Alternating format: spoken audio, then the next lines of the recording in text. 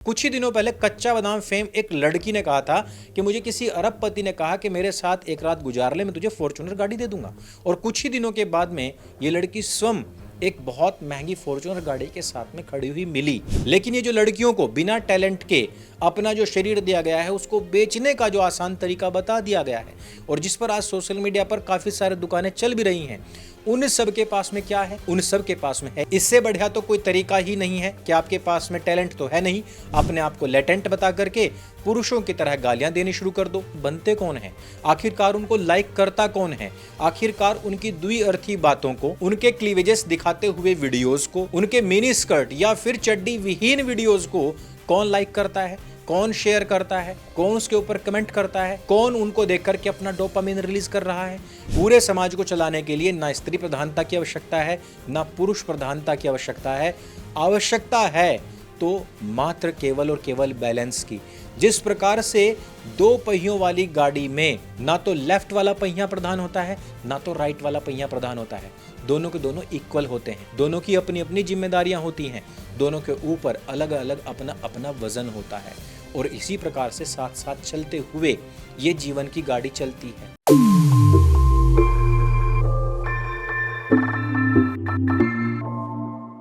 वैसे तो मैं आजकल की गेंडू जनरेशन के ऊपर काफी सारे वीडियोस बना चुका हूं, लेकिन आजकल एक और गेंडू जनरेशन की आइकॉन आदर्श बहुत ज्यादा प्रचारित प्रसारित हो रही है, जिसका नाम है अपूर्वा मखीजा। अपूर्वा मखीजा को लोग बाग द रिबेल किड के नाम से भी जानते हैं। द लेटेंट में ये आई थी, माँ बहन की गालियां दे रही थी। पुरुषों को अक्सर कर रोका जाता है, कहा जाता है कि माँ बहन की गालियां मत दो।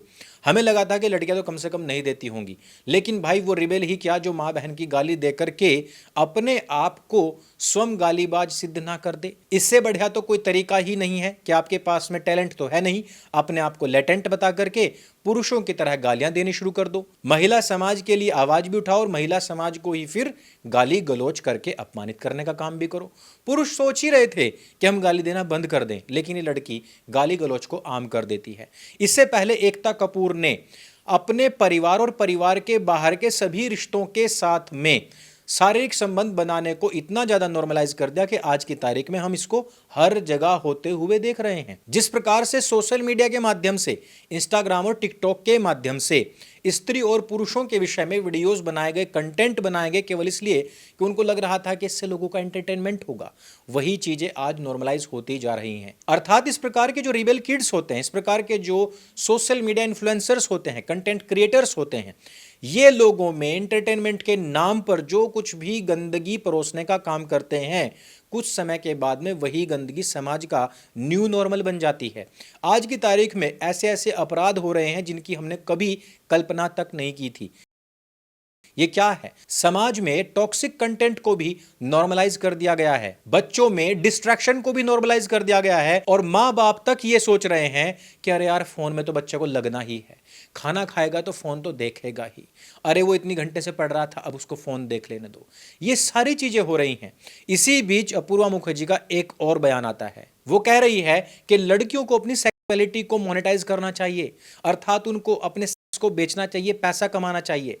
वैसे तो इसको आम भाषा में वेश्यावृत्ति कहते हैं, इंग्लिश में इसको प्रोस्टिट्यूशन कहते हैं, लेकिन आजकल हम ये भी देख रहे हैं कि काफी सारी ऐसी लड़कियां हैं जो सोशल मीडिया पर अपनी दुकानें लगा करके बैठी हुई हैं, वहां पर अपने शरीर का, अपने अंगों का प्रदर्शन करती हैं, मार्केट तैयार करती हैं और जो इस प्रकार के लार टपकाने वाले ग्राहक हैं उनको आकृष्ट भी करती हैं। कहने में ये सारी बातें बहुत बुरी लगेंगी, आपको लगेगा कि एक पैट्रियार्कल पुरुष कैमरे के दूसरी तरफ बैठ करके महिलाओं का इस प्रकार से मानमर्दन कर रहा है, लेकिन ये सभी महिलाओं के विषय में नहीं है।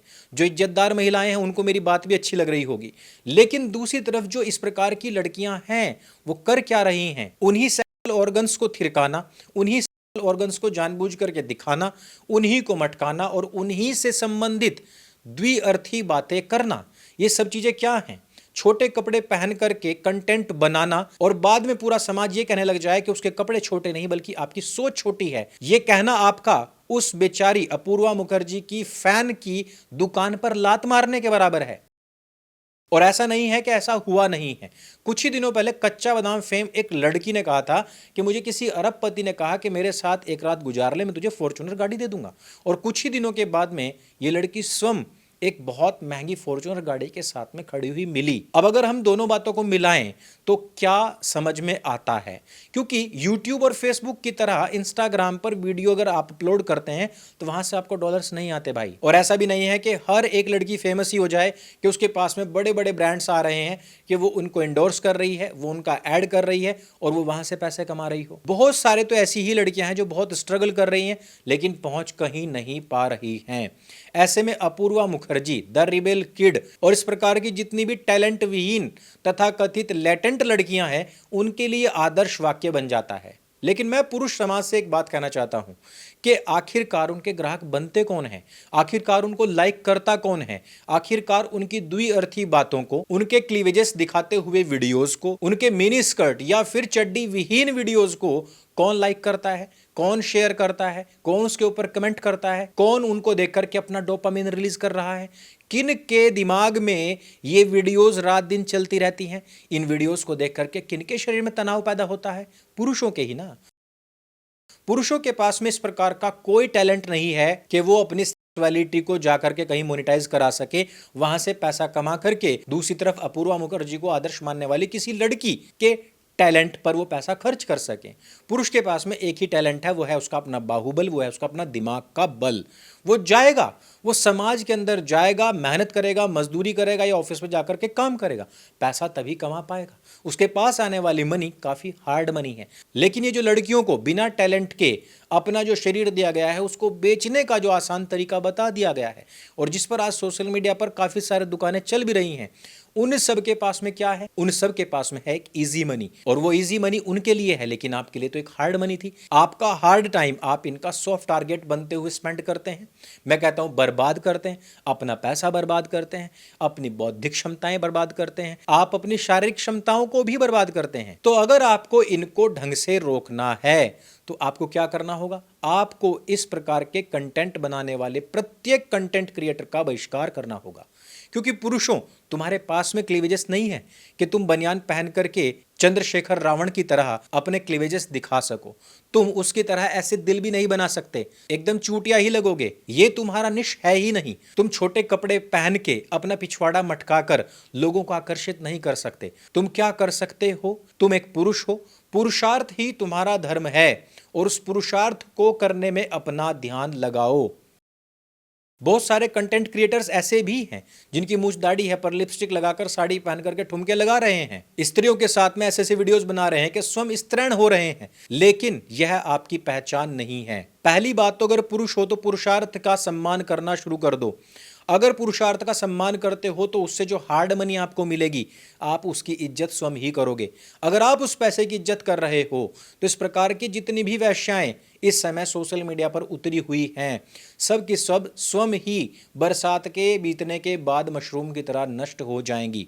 अब कुछ लोगों को मेरी ये बात बहुत बुरी लगेगी, लेकिन मैं उनसे पूछना चाहता हूं कि यदि आपकी बहन बेटियां इसी प्रकार से सोशल मीडिया पर बैठकर ये कहें कि भैया मेरे को तो बहुत प्राउड फील होता है कि अगर अपनी सेक्सुअलिटी को मोनेटाइज कराया जाए, तो भाई मुझे बताना कि आज तो अपूर्वा मुखीजा है जिसके फैमिली को तुम जानते नहीं हो, लेकिन कल तुम्हारी बहन बेटे अगर इस प्रकार की बात करे तो तुम कैसी बात करोगे? कल तुम्हारे मुंह से क्या शब्द निकलेंगे?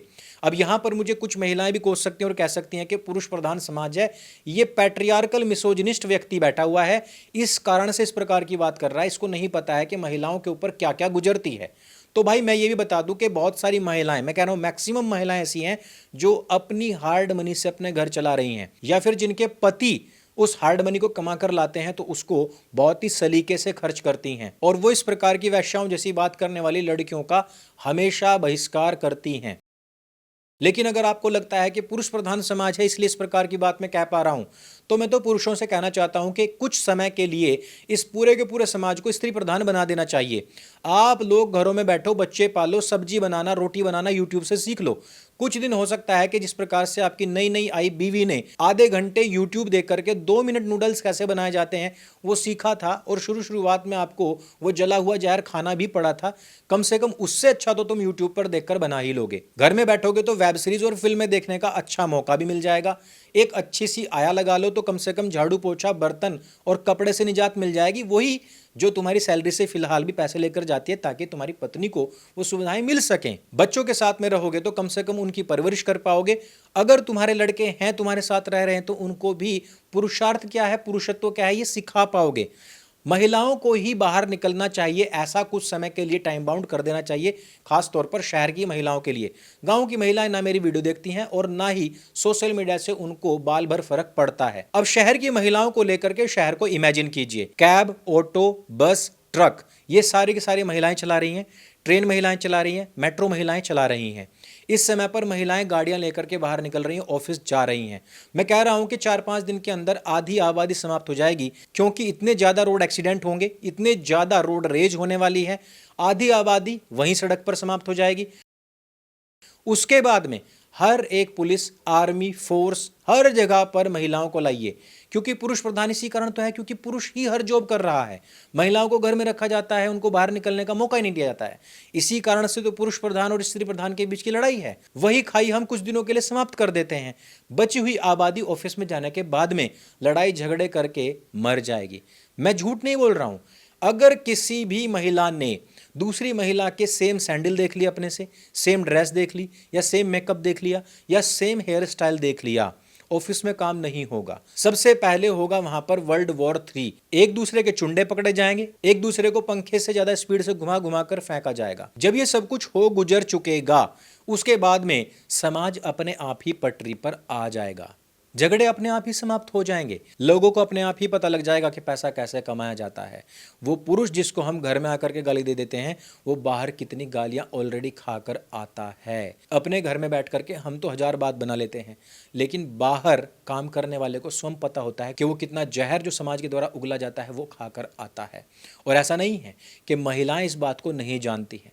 महिलाएं भी इस बात को जानती हैं कि पुरुष समाज के द्वारा लगातार उनके ऊपर फबतियां कैसे जाना, उनके ऊपर टोंटबाजी किया जाना, उनके फिगर को लेकर, उनके कलर को लेकर के, या फिर उनके साथ में शादी करने को लेकर के कितनी सारी गलत और गंदी बातें सरे राह चलते हुए महिलाओं को कही जाती हैं। लेकिन वो इन सब से डिस्ट्रैक्ट होते हुए अपने उद्देश्य की तरफ जाती हैं, अपने परिवार को चलाती हैं। उस प्रकार की जो महिलाएं हैं वो जानती हैं कि कार्य किस प्रकार से किए जाते हैं और इस समाज को शनय शनय किस प्रकार से सही किया जा सकता है। पूरे समाज को चलाने के लिए ना स्त्री प्रधानता की आवश्यकता है, ना पुरुष प्रधानता की आवश्यकता है। आवश्यकता है तो मात्र केवल और केवल बैलेंस की। जिस प्रकार से 2 पहियों वाली गाड़ी में ना तो लेफ्ट वाला पहिया प्रधान होता है, ना तो राइट वाला पहिया प्रधान होता है। दोनों के दोनों इक्वल होते हैं, दोनों की अपनी अपनी जिम्मेदारियां होती हैं, दोनों के ऊपर अलग अलग अपना अपना वजन होता है।